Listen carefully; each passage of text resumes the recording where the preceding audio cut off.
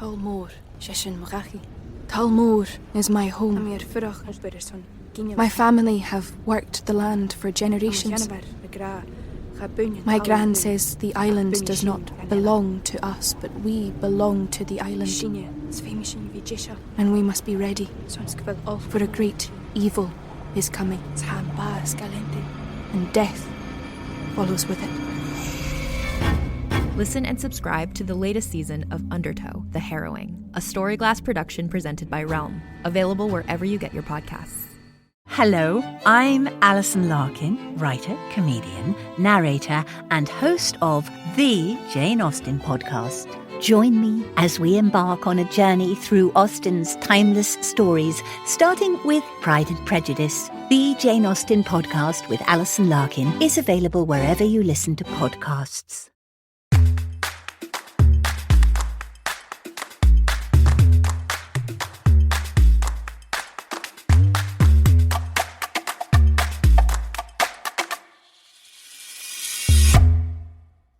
Hello, world, and welcome back to another episode of Thanks for Coming In. I'm your host, Jillian Clare. How are you all this week? I have been on a major reading kick. I've read the first 4 Bridgerton books in the past couple of weeks, and I'm just obsessed. I'm waiting. I guess the shipment for the next 4 is going to be here tomorrow. Thank the heavens, because I'm going to devour those this weekend. That's my weekend plans. I've also realized that every single fiction book I've read this year has been set in London. And I'm always upset that I wasn't born in London. Really gotta yell at my parents for that one. Here's some fun news for you. A film that I was in called Vinyl Child with Creed Bratton and Patrika Darbo. They played my parents in it. It's out now. You can rent it via Gonala Productions. I believe it's on Vimeo and a few other places, and I think it's going to be out there in the world on DirecTV and all that. But hey, go watch it. It's really cute. It's fun. We had a great time filming it. We even got to film at the Santa Monica Pier and go on the roller coaster, which was super dope. And it was really fun to film with Creed and Patrika. We had a great time. Short films are always a blast because it's obviously a short amount of time to film it, 4 days. But it was a lot of fun. We had a good time, and it's a cute movie. Go watch it. You can also find links and where you can watch it and all that stuff at vinylchildmovie.com. Today on the show, we have Adam McArthur. You've heard his voice in Star vs. the Forces of Evil, Jujutsu Kaisen. I think I said that right. We had a great time talking. Really fun dude and super, super talented. So here's my conversation with Adam McArthur. Welcome to the show, Adam. How's it going? I'm doing well. How are you?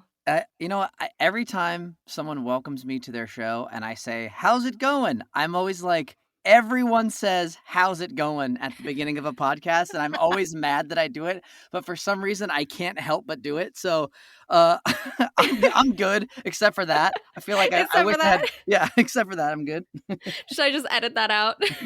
Now you can't, because then it will just be, you'll just hear nothing. I've said nothing True. Except addressing the fact that I asked you, how's it going at the beginning of this podcast? I know, but I feel like it's always like the icebreaker that you need to start the conversation so that it's not like completely awkward talking to somebody you don't know and not seen either. I guess you're right. It is a very nice momentum maker, if you will. It is. Are you in LA or are you on the East Coast? I'm in LA. Yep. You're I'm in LA. And I'm like one of 7 people who haven't left during the global pandemic. Yeah, no, I'm with you on that. And I just keep seeing people's like posts on Instagram and stuff, like being out and like going to outdoor dining. And I'm like, no, I am far too scared. Yep. I cannot leave my house. Exactly. I'm with you. I'm with you on that.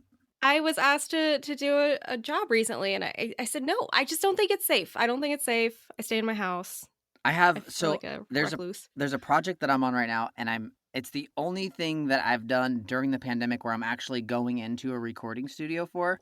And we had to, like, there was lots of talk about like, oh, what are the precautions? What are you doing in order to make sure that this is gonna be okay? And right. But I know. I mean, but that's the way to do it, because I see, like, I have a lot of friends in the indie filmmaking world, And I know people who are making independent films right now. And in my brain, I'm thinking, your $250,000 budget cannot cover PPE for everybody, cannot cover testing. There's no way. There's No. absolutely no way. Yeah, I know, it's scary. But I also feel like it's been so long, too, at this point that if you haven't been directly affected, you're kind of like, well, this is just how it is, you know, and you're willing to take more risks. But it's just, you just gotta be so careful. It's only a matter of time, really. It's true. And we're so close to the end of this thing, or at least, you know, Seemingly to so, seeing a yeah. little bit of light. Like, Totally. I just like, hang on for a couple more months, guys, and then we can do things again, maybe. Well, soon. we forget so quickly. Like last October, everything was starting to open up, and it was like, we have our freedom back. And then all of a sudden, it was worse. In December, it's like, oh, the numbers are worse. LA, 1 in 3 people have had COVID, and you're like, what the? You're looking around, and everyone like, I know. It's like you look at everybody like they're a leper. Yeah, you got the cove, man. Yeah, I got the You got the cove, dude. It's true that we keep on like opening up and then closing again because the numbers get worse. And it's hysterical when they started opening things up again like last week. Everyone was like, yeah, but the numbers are great. I'm like, yeah, because we've been staying home. Yes. So now you're going to open it up and then it's going to be worse again. Exactly. Yeah, it's frustrating. It's Well, frustrating. what's the project that you're working on right now? Can you talk about it? Yeah, totally. I'm on an anime actually called Jujutsu Kaisen. It's sort of like the biggest anime coming out of Japan right now, which is really awesome. Yeah, so I'm working on that. Episodes air weekly for that. The dubbed episodes air weekly on Crunchyroll, which is like an anime streaming service, and then also HBO Max. I voice a character on that show named Yuji Itadori. He's the main character. He's such a good boy. He's he's this kid who's basically his sole motivation, because anime, you can boil everyone's motivation down to like one sentence. Yes. Is to just help people. So he goes to and then you amp that up on like an anime scale. So, in order to help people, he has to like swallow a cursed finger from a demon who's plagued the world for like ever and get powers to then protect his friends and all this stuff. So yeah, it's a really wild adventure, but it's fun. It's super fun. It's got a lot of comedy. It's got horror. It appeals to like, if you're into like the supernatural stuff, it appeals to that. So it's been a lot of fun to work on. That's so cool. I love anime. I'm a big Miyazaki fan. Awesome. And I loved Death Note too before they turned it into the awful live action thing that they did. I don't even know what that is. Yes. It's just weird. But I love anime, and I think it's such an interesting form of expression because it is so different and it's its own thing, and I really appreciate that about the genre. Yeah, what's cool is like in Japan, I mean, here a lot of like, Western cartoons are considered for children. Like it's either for kids or you've got Adult Swim where it's like, oh, this is an adult cartoon, or you got, stuff like The Simpsons or like Steven Universe or whatever. In Japan, they literally have genres and types that are meant to be for every age. Like, oh, this is for male and female in their early 20s, or this is like for adult men. This is, and obviously anyone can like anything, and that's totally fine. But as far as like just breaking appealing it down, demographics, yeah, exactly. So it's interesting with anime too. I feel like at least my first introduction, and I don't even know if it would be called anime, would be like Pokemon. But I feel like that, that's anime. I feel like that was the first introduction for me as a child. Yeah. I think. Like, I remember Dragon Ball Z and, like, one of them called Ranma Half when I was in high school. But as far as, like, really, really getting in and, like, being like, oh, this is awesome, for me, it was Pokemon 2. It was awesome. I mean, Pokemon was the best. I still have my Pokemon cards. Do you? Oh, you're balling then. You're like, no wonder you haven't left LA. You're like, I don't need to do anything else. I can just live off the riches that I've saved since my childhood. I definitely need to like look into if I can sell them, because I feel like I probably have like some good like Charizard cards that are worth something or something like that. I don't know. Do you have any kind of awareness of the value that certain okay. Okay, let me just tell you. Listen, do with this knowledge what you will, but make sure you take it to somebody trustworthy, and you don't just like send it off to have someone look at it or grade Right. it or whatever. Because a lot of those original cards are worth a ton of money, especially if they're in good shape. So you Oh never know. yeah, they're like sitting in a book somewhere, all perfectly in their like plastic little things. Dang. I know. I need to sell them. I also thought the Beanie Babies were going to be a big selling thing at one point too, so I No. saved all of those, and I don't think that that's going to work out Yeah. for me. Yeah, during this pandemic time, my parents, we like go through I'm gonna build up my office and I'm Yeah. gonna clean out my shed and all this stuff. So Yes. my parents were like, "Hey, you have 23 storage bins of toys at our house, and we need you Oh to get man. them out of here." And I was like, "Okay, cool. Like, bring them down." So my parents drove down, and they brought me all my childhood toys. So I too had like some old Pokemon toys and Mhm. whatever. And there was a giant storage bin dedicated to Beanie Babies, and I'm not Yeah. kidding you, there were like 300 of them, and I'm there. I'm with you. ugh, I mean, I find it very fun to, like, go through the stuff and look on eBay and then post stuff. Like, I sold a lot of stuff. Yeah. Um, I dumped an entire storage bin of Beanie Babies at Goodwill Oh because no. they're useless. I have this like weird thing in the back of my head where, and I know it's totally false, but I think Toy Story really messed with me as a kid. So you And can't get it's rid of them. like I can't get rid of them. I feel like I'm throwing away a soul, and They're going and it's just everywhere. not okay. Like I really need to figure that out. I need to deep dive on that. Did you, like, love your Beanie Babies, or were they Yeah, just like you did? Okay. I did. I loved my Beanie Babies, and I was like, it was like a full on obsession, like a full on obsession. See, for me, all my childhood toys were like, I mean, I loved them. I loved them. But a lot of them were just like, I just loved collecting also. Mm, So the Beanie Babies were like, I was like, all right, I can part with those. But when I was going through all my childhood stuff, I mean, I have like all the original Power Rangers Zords, all my original yes. Ninja Turtles toys, G.I. Joe. And I was the kind of kid too that would like, I would slowly take it out of the packaging. I would keep the box. No parts are missing. Like, Oh my I gosh. actually surprised myself going through them. I'm like, this G.I. Joe set comes with like 72 missiles, and there are 72 missiles here. What kind of child, like, what a horrible kid. That's And I pretty never played with my amazing. toys. Yeah. That's pretty amazing. I know I have like a Cinderella carriage that's still in Ooh, the box, I think. well, that's cool. I mean, Interesting. Disney stuff Disney is, stuff is great. yeah. So tell me about how you got involved in acting, because it sounds like you've been doing it for quite a long time, and Yeah, yeah. so gosh, I actually was just looking at my SAG card, and I think I'm coming up on like my 21st anniversary of being in the Dude, me screen acting too. field. Nice. Nice. Well, I grew up in Northern California. So I grew up in the East Bay area, like 20 miles east of San Francisco in a little city called Mm, Pinole. And I always wanted to be an actor. Like, I literally do not have a memory of not wanting to perform or like watching a show and being like, I want to do that. And I mm. always asked my parents if I could take classes and all that stuff. And it wasn't until I was 16 years old, I got a gift certificate to an acting school in San Francisco. Oh This wow. this acting school called Kids on Camera, and it was phenomenal. The place is phenomenal. I'm pretty sure it's still there to this day.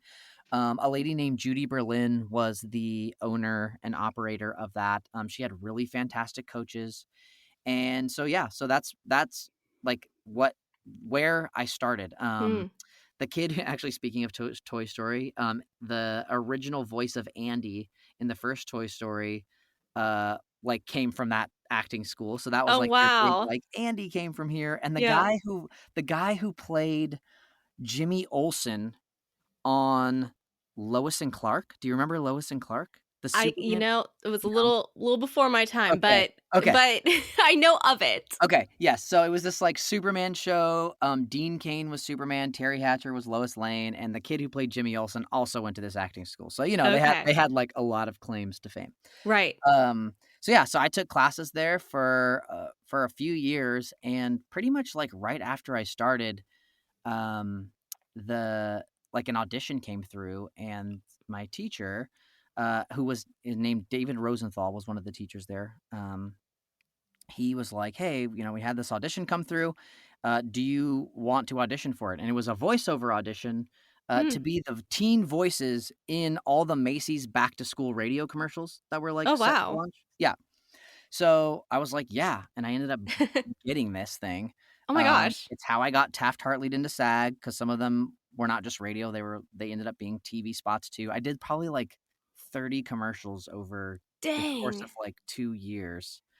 And it And afforded that's back when like commercials actually paid well. Totally. So yeah, and I was like, like by this time I was like 17, maybe 18 years old, but it was like, okay, I'm doing the thing, and I like, I always knew I wanted to do, I have done on camera, but I also have always loved voiceover. So I knew I wanted to pursue that also, Mm-hmm. so all like some of the money that I earned from those commercials, I saved up to get an animation demo, like a voiceover reel. Got myself all set up there in San Wow. Francisco, and was there for until 2003 is when I think When you moved left. down. Yeah, moved down to And LA. did you go to college for acting as well? So I did junior college up in Northern California for 3 years, and then I Mhm. actually went to Pepperdine, which is Oh, down wow. here in SoCal in Malibu. And yeah, I did theater and TV production as my Oh. major there. What Yeah. made you want to do TV production? I actually, up in the Bay Area, I worked for a TV production company as like an intern. Fun. I booked a commercial, an on-camera commercial, for this Gatorade type drink called Cytomax. It was yeah, it was the sports drink that sponsored the Oakland Raiders. Amazing. The production company that shot this commercial also shot the morning pregame shows on Sunday mornings for the Oakland Oh. Raiders. We just had such a fun time on set. They were like, "Hey, would you want to come work at our company?" And I was like, "Sure, okay." Might as well. Yeah, so I had done a little bit of TV production up there, and I didn't want to just, I don't know, I didn't want to go to school just for acting. I Right. thought, I might as well expand my horizons a little bit. Mhm. In all honesty, in hindsight, I probably wouldn't have done either of those things. I probably would have done like marketing or business or something that Yeah. could have been applied to like the business side of acting. Right. But yeah. So Pepperdine, and I graduated in 05. 05. As a podcast network, our first priority has always been audio and the stories we're able to share with you. But we also sell merch, and organizing that was made both possible and easy with Shopify.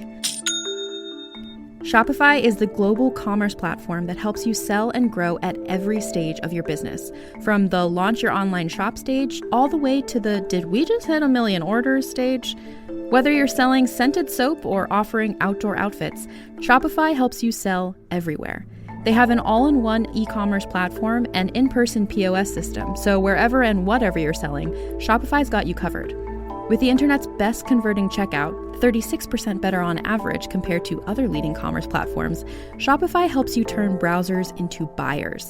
Shopify has allowed us to share something tangible with the podcast community we've built here, selling our beanies, sweatshirts, and mugs to fans of our shows without taking up too much time from all the other work we do to bring you even more great content. And it's not just us. Shopify powers 10% of all e-commerce in the US.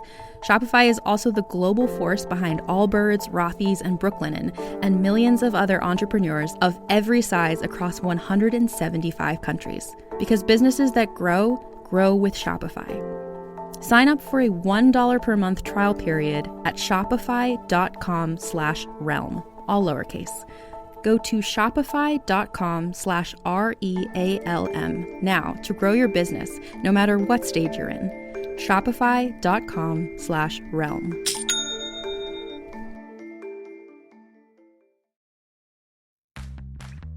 You can shop from anywhere doing pretty much anything. You might shop while working, eating, or even listening to this podcast. And however you shop, we all know and love the thrill of the hunt. But do you also know how to get the thrill of the best deals? Because Rakuten shoppers do. With Rakuten, they get the deals they love with the most savings and cash back. And you can get it too.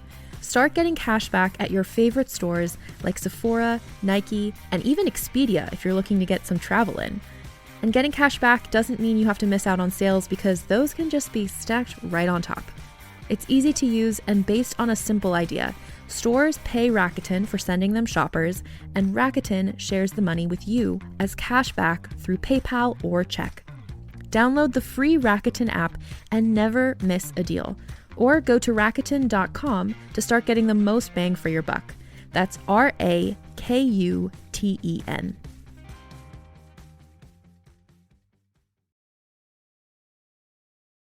And then what? Did you just start, were you doing voiceover while you were still in school, or did you kind of put it on hold? Yeah, no, I started as soon as I got down to LA. I got set up right away with an agent. I feel like stuff like this doesn't happen anymore, but I was in Samuel French, which actually you can't be in anymore because Oh, I it's miss that closed. place. I know. I was in Samuel French, which, if you're listening and you don't know what that is, it was a bookstore that had plays, scripts, any and all things film, TV, theater Yeah, related. anything you needed. I was in there picking out a play just to read, and someone was like, "Hey, do you have representation?" And I was Oh like, my God. "No." And so that's how I got my manager that I was with for a very long time. Wow. And that yeah, so I started when I was in school and tried to just get things going right away. Most of what I booked at the beginning was on-camera commercial. Mm. I was doing I don't know, 10 commercials a year or something. Holy crap. Yeah, this was man, if I Good could old days. yeah, if then me could talk to me now, I would be Yeah. or no, vice versa. If I could talk to myself then, I would be Yeah. like, "Dude, you have it so good. You have En it so good right now. enjoy it while it lasts because things are going to change." Things are going to go in a different direction. Yes. So how long until you started working on bigger projects? Because I read that, I mean, you were in Star Wars, The Clone Wars, which is Yeah. really cool. Is that the first big thing that you consider your breakout? Yeah, I would say so. Yeah, definitely. I would definitely say Clone Wars was that for me. Really, I kind of bounced around to different agencies Mm, for gosh, probably about 10 years when yeah. I first moved to LA. And it was an interesting journey because, everybody like I mean, of course you expect the best and you want the best from your agents Mm-hmm. and they want the best from you and sometimes it just doesn't work out. And I'm currently repped by CESD for voiceover. Mm-hmm. And truthfully, my career changed 1000% uh when I signed with CESD. I mean, within a month I had booked a Disney pilot and Wow. I booked an animated series that LeBron James was producing, Holy crud. which I mean, not a lot of people heard about, but it was still cool. I got to meet LeBron and Yeah. Mark Cuban was involved. Like they had this Nice. massive premiere party, which almost doesn't ever happen for animation. So that was really cool. But then, yeah, Star Wars Clone Wars. I booked 3 episodes on that show, and I mean, it was such a cool experience. Well, first of all, that audition as with a lot of voiceover auditions, you don't really know what you're auditioning for. They'll give you Mm, character description. They'll tell you a little bit vaguely about the show, but it's never really exactly what the show's about. It's always some code words. So I booked this job. I didn't know it was multiple episodes. So I booked a job. I get to the studio. I'm kind of sitting in the lobby. And this production assistant walks out and hands me a piece of paper. They're like, "Oh, hey, so great to see you. We're so glad to have you. Da da da da da." I'm like, "Thanks so much." They're like, "We'll be right back." And I go, "Okay." So I'm just chilling, me by yeah. myself in this studio, kind of like the first, you know, bigger thing. Mm-hmm. Seemingly, you can just tell by the studio, it's like a bigger thing. Right. And I look down and I'm reading this letter, and it says, "Dear Mr. McArthur, on behalf of George Lucas, we'd Oh like my to God. welcome you to the Star Wars family." And I was like, Did you just crap "Oh my!" yourself? I was yes, I was literally like, "Oh my god." Oh my god. I looked around, I'm like, "Okay, there's nobody around." I stepped outside and I called my parents. I was like, "I booked Star Wars. I'm gonna be on Star Wars, Clone Wars on Cartoon Network." And if Oh my God. I walked back into the waiting room, which was now packed with voiceover royalty. D. Bradley Baker was in there. Wow. James Arnold Taylor was in there. And if people listening don't know who these people are, D. Bradley Baker is in everything animated that you've ever heard. James Arnold Taylor was Obi-Wan Kenobi on all the Clone Wars. And yeah, he That voiced. must have been such a shell shock. It was crazy. It was crazy. It was one of those "Oh my god, what am I doing? What am I doing? What am I doing? I don't belong here. I Yeah. don't belong here. I don't It's belong here." immediately you want to throw up, and then you're like, are you sure that I'm supposed to be here? Yep. Yep. Should I leave? Yeah, it was a very, very cool experience. And then after that, I feel like the momentum just slowly kept building. Yeah. Um And that's usually all it takes is that one thing, and then all of a sudden the ball is just rolling and you're able to get the next thing and the next thing Totally. after that. Yes. Yes. Yeah, and it still can, take some time in between, as you know, but like it's just how it goes. And Yeah. I always people are always like, "Oh, what's a bit of advice for somebody who's acting or starting acting or, and I always say perseverance is the key. Like if you Mhm. want to do it, you just have to be here and you have to keep doing it. It's true. It's true. I was a child actor, and it's interesting to have grown up in the industry. And once I hit that like 20-year mark, or 20 years old mark, Yeah. um, I watched people start to fall off. People that I had spent, 10 years going to auditions with suddenly decided to take their lives in different directions, which, Yeah. all good. But it was just interesting to watch that dynamic of like people starting to be like, nope, I'm not doing it. It's not for me. Yeah. I don't know about you, but for me, that totally trips me out. It's weird. Like my very, very best friend, we went to college together. Everyone else sort of faded off, and he and I were like, "No, dude, we're here. Like, we're still doing this thing." And Yeah. he works a ton. He's a Muppeteer for Henson Studios, Oh and my like gosh, how fun. he does a lot of stuff. And then all of a sudden, in October, he was like, "Hey, dude, I gotta tell you, we're moving to Nashville." I'm like, "What? What? No, everybody, like, what the heck?" But yeah, so it trips me out. It trips me out too, because it's just it's such an interesting lifestyle to choose in the first place, right? Because you know that as an artist, your life is gonna be a little bit more chaotic. Right, It's not gonna be the simple go to work every day, come home, do the right, dishes. It's not that. yep, It's like, yeah, I'm gonna work once this month and then maybe not for the next 2 months. So let's be smart. right. So it's already an interesting choice. And then when people leave, it I don't know, it just feels so bizarre. It's also a choice that I don't think I could ever make. I don't think I could either. I'm also very much like all right, guys, we're all in this together, right? Right? Looking around, right? Hey, yeah, no, You're no, the I'm last one alone. standing. Dang it. Oh Dang my it. gosh. So, on this show, I like to have actors share stories from auditions, either things that you didn't get that you wanted, or weird auditions, funny auditions, heartbreaking things. Do you have a story that you would like to share with us? Yeah, I'll tell you something that haunts me still to this day, and I think Yes. it's truly heartbreaking. Oh my God, I love it. Okay, I'm ready. I'm ready. So, I mentioned earlier this manager found me in Samuel French. And he had a lot of really amazing clients. A lot of people who were with him when I was with him have gone on to like be nominated for Oscars and things like Wow. this. Like these people are working. Colton Haynes was in there at the time. Mm, Nate Parker, um, like just a ton of people who work all the time. So it was like I was set up for success.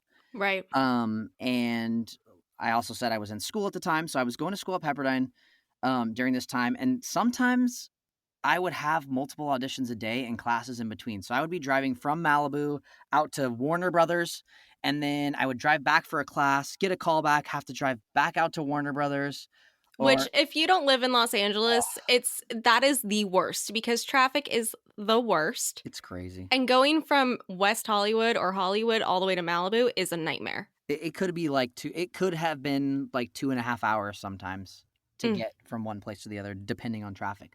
So I got an audition for Cold Case, Oh. which at the time was like the hit show. I think it was CBS. It was like, Mm-hmm. it was like a CSI or one of these just like big procedural shows. Um, s- uh, it was known for having like auditions that were crazy for actors, like 12 pages of sides, Mm-hmm. giant monologues. They had all these, they just like, it required a lot. They were always emotional. Like the guest star characters were always like breaking down and bawling by like page 8 of your sides and stuff like that. So I'm very excited. I'm like, to me, that's exciting. It's a fun challenge as an actor to get material like that. So I get this audition for Cold Case, and it was for this sort of like not really who I am kind of character. More of like this punk alternative-y kind of kid. He was like 16, but when I was in my early 20s, I was still auditioning for stuff that was like 16, 17. Listen, I'm 28 and I still get auditions for 20. I don't know what it is. That's amazing. So I was like, this is cool. And I had done an indie movie up in San Francisco where this was sort of the kid, sort of a similar kind of kid. And I was like, I got this. So I drove out to CBS and did my audition. And in my audition, the casting director was like, you're this guy. Like there's no doubt this is you. He goes, all right, here's what I want you to do. I want you to memorize these additional sides. So on top of like the 12 pages, he gave me another like here's another 10 pages. I was like, cool, I'll perform the entire script for you in my audition. But seriously, I was like, this is awesome. That had never happened to me before. He was like putting his arm around me. He's like, I'm so grateful you're here. I'm so thankful. So they actually were like, go out into the hallway, work on those extra pages, and just hang out for a bit. So I did. So I went, hung out for a bit. Then I came back in. Producers were there. Okay. Boom. Like, oh, this is amazing. Producers are already here. Great. So I did my audition. The producers clapped at the end of my audition. They're like, that's amazing. Which, by the way, this doesn't happen anymore. You're like, do your auditions from home and whatever. This was like, it was amazing. I felt like I was already part of the team. It was just amazing. So they're like, okay, one of the producers couldn't be there. They're like, oh, this person really wants to be able to see you. Can you just, we'll probably have you come back. And I was like, okay. And I was like, do I drive all the way back out to Malibu, whatever? But this was like, maybe like 1 p.m. or something like that. So still plenty of time left in the day. So I cruise back to Malibu. And I don't hear anything. I don't hear anything for the rest of the day. And I was like, that's such a bummer. I thought that, they would at least, I don't know, I would hear something, right? Right. So like 8 p.m., 8:30 p.m. comes and my phone rings and it's my manager. And I'm getting the nervous feeling that you get when you're about to get a call that you booked something. Yeah. I'm very excited. And my manager goes, dude, where are you? What? And I go, in my dorm? And he goes, and I go, what do you mean, where am I? Why would I be anywhere else than where I am right now? Oh my God. And he's like, dude, you had a call back at 7:45 p.m. at CBS. What? And I go, nobody told me. I was like, I looked at my email. I was like, I have no email. I have no text. I have no call. You didn't tell me. And he goes, what do you mean no one? And I heard him pause as if he realized somebody forgot to tell me in that office. And then he tried to play it off like it wasn't a big deal. I couldn't get back over there, and they ended up casting someone else for the part. Oh my God. And I really feel like that one audition. Now, of course, anything can happen at this point. You never know. This is the fun thing about LA is you just never know what you're going to get an audition for, and you could be perfect for, and then your entire life changes. However, I feel like not booking that episode, which again, there was no reason for me to believe that it would have been any other way based on the reaction in the room and what they were telling me. Yeah. That the trajectory of my career might be a little bit different today. Like I might be working more on camera than VO. So oh my God. Yeah, I know. Oh, that's heartbreaking because that's not even like something that was like, oh no, they went another way because they didn't like you. It's like, no, they loved you. They told me that they were really disappointed I didn't make my audition. And that oh my God. crushed me because I'm like, this wasn't my fault. This wasn't my fault, and nobody's really apologizing to me either. That is such a punch in the gut. Yeah. The gut and the butt. I got butt punched. I got butt punched by Hollywood.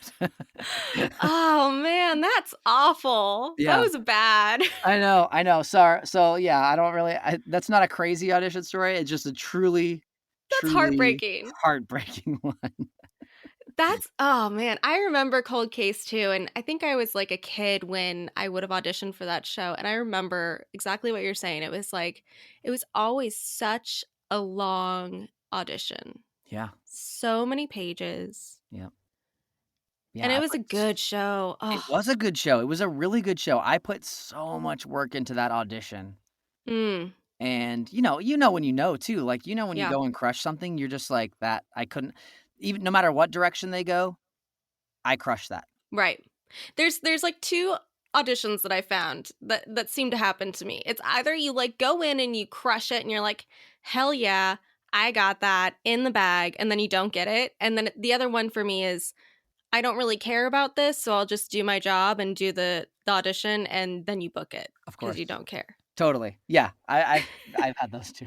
I've had those too. It's like they can sense it. They're like, oh, she just wants a job. Okay, cool. We'll give it to her. Have you seen Krampus, the movie Krampus? Yes. Okay. So I voiced some of the evil gingerbread men and then some of the evil elves in Krampus.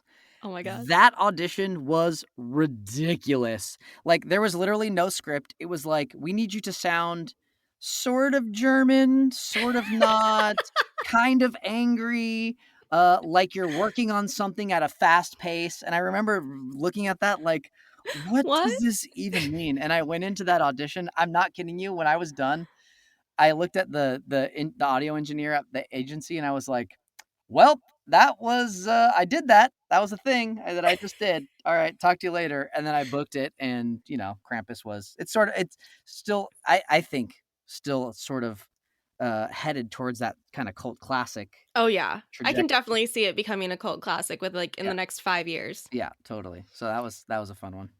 Oh my gosh. I love that. Auditions like that are always so funny. It's just like, do this, but then don't do this, and then also do that. And you're just like, okay. Yeah, to me I will do that then. I will do what I think you mean by saying that. Yeah. It's so true. Before I let you go, I just want to talk to you real quick about Star versus the Forces of Evil, because you're a Funko Pop character, and that is so cool. That's pretty wild. That's pretty wild. As soon as the Funko hit, I was like, all right, I have achieved my lifelong dream, and now I can retire, but I'm not going to retire. I mean, that's amazing. As soon as you have a doll of a character that you've done, like, that is like prime. Well, what's cool too is like a lot of Disney TV originals, like Disney TV animation originals, don't actually have a lot of merch. Of course, stuff that's like a legacy projects like DuckTales, like you'll see merchandise for that. But Star vs. the Forces of Evil didn't have a ton of stuff. So when Funko was like, oh yeah, this show's crazy and a hit, let's make some stuff. It was also really exciting for the fandom because they lost their mind. That is so flipping about cool. The Funkos. Yeah, it's cool. So cool. Well, thank you so much for coming on the show. How can people follow you on social media? You can find me on Twitter, Instagram, TikTok, even though, whatever. All at the same thing. At NinjaMac. So NinjaMac. Awesome. Thank you so much for coming on. It was so fun to talk to you. You're awesome. Thank you for having me. I really appreciate it. Thanks again for listening to the show. Tune in next week. I'll have somebody else on, just as I always do. Make sure to rate and review the show wherever you're listening to it right now. Hit that subscribe button. Get the word out.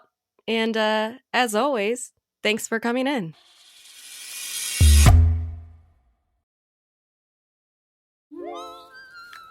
Hi, I'm Alexis Ohanian. You may know me as one of the co-founders of Reddit, but more recently, a large part of my identity is being a father to my two wonderful daughters.